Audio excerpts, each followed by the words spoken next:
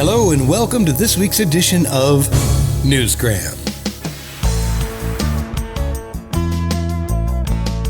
Every time I visit a tropical location, I swear that someday I'm going to live there. And I realize this is just typical vacation mindset, so I dismiss it as fantasy, but I do love a good ocean breeze in the morning. So today, let's live vicariously through someone who's actually done it.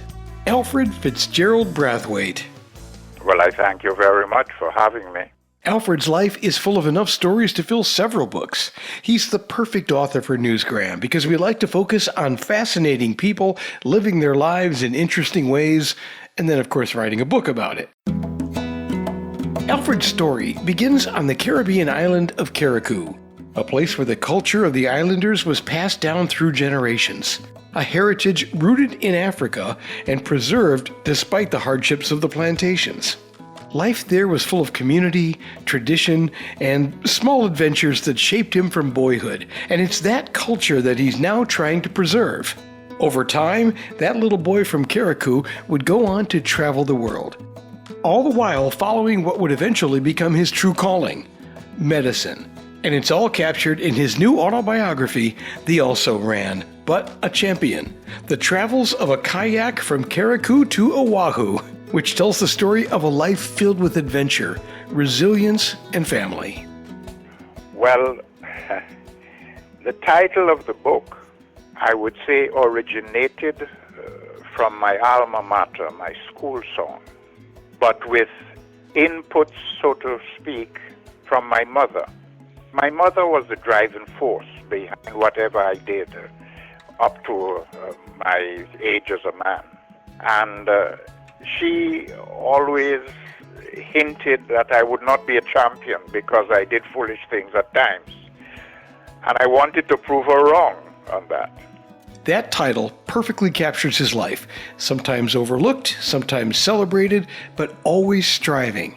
So how does a little boy from a small Caribbean island become a doctor, a pathologist, and a lecturer who has seen the world? Well, Alfred admits he didn't know at first.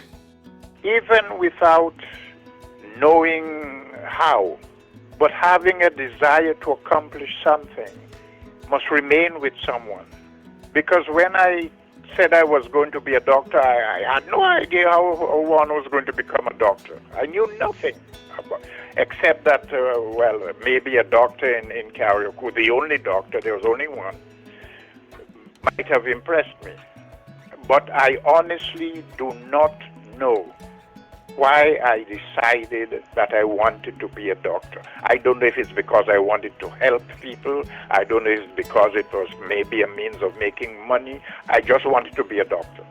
But once it was implanted in my brain, and with that determination, not only from myself, but what was instilled in me by that lady I called my mother, that propelled me along the way towards success, in a sense. That determination took him to Jamaica on a scholarship. And because he has a lust for life, he also found time to raft the rivers, dance to reggae, and soak in the island culture.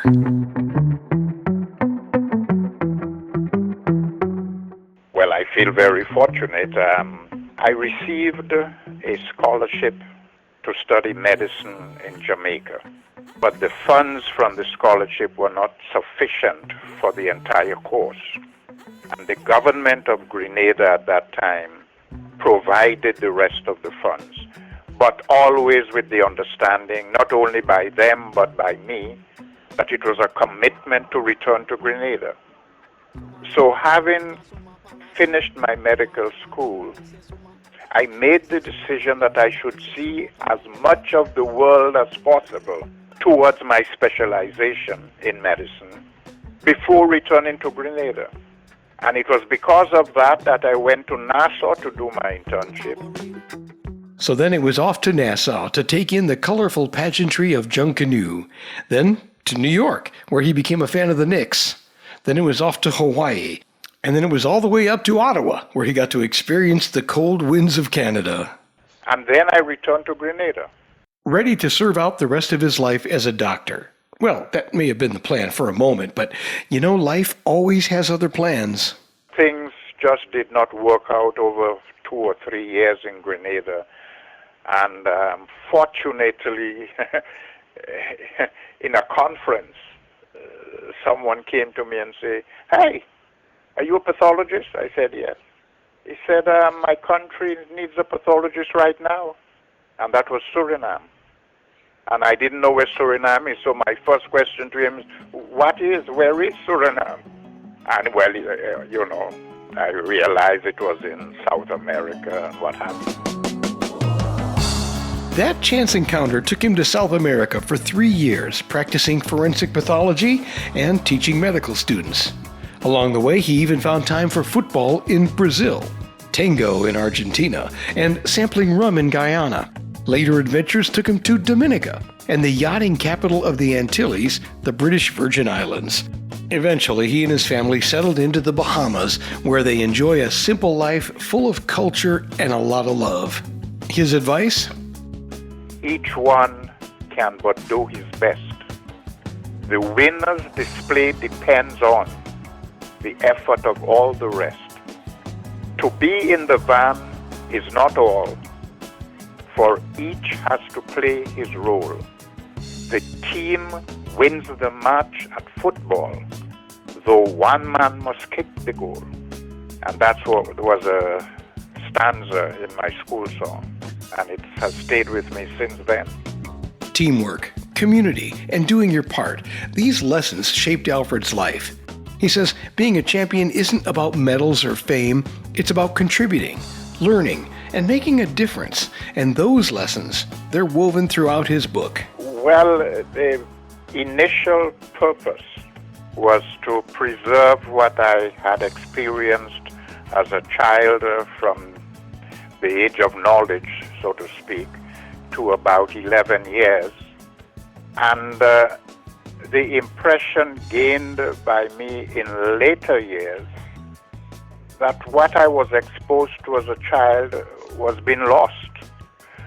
And I did not wish for that to happen. So the book actually started with adventures, so to speak, but within a village of a small unknown island. And it involved not only the events that were taking place, which at the time, didn't make much of a difference to me, and the culture that was a part of the events, and of course the people that I was exposed to.